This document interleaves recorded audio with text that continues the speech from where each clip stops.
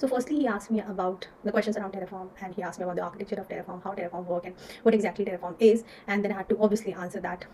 And then the next question which asked me, he asked me about the state files. He asked me that where can we, as we know that state file is one of the most important aspect in the Terraform, we should know that we are to keep our state files, and then whether we have to keep it remotely, and if we are keeping it in the AWS cloud, so how we will manage the budget and all. So he was revolving around that also, and he was also revolving around like state file security and all, like whether it will be secure or not, and whoever if other person is coming, whether he'll be able to take the credentials or pull the data of that state file.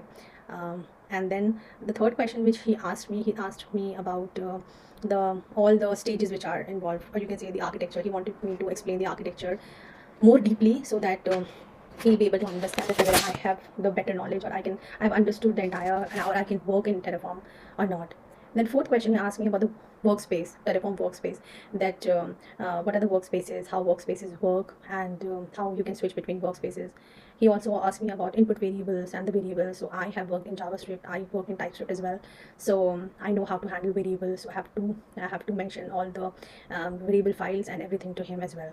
Then also at the end, the last question of him, like the last question in Terraform, he asked me about the Terraform drift. He wanted to understand that what I have, what exactly Terraform drift. Obviously, what is my understanding of Terraform drift, and what are its common causes? So it's a very basic question. I think everyone must be knowing it. So so he asked me about that, and then came on AWS. So he wanted me to ask. He asked me scenario based questions of the AWS also.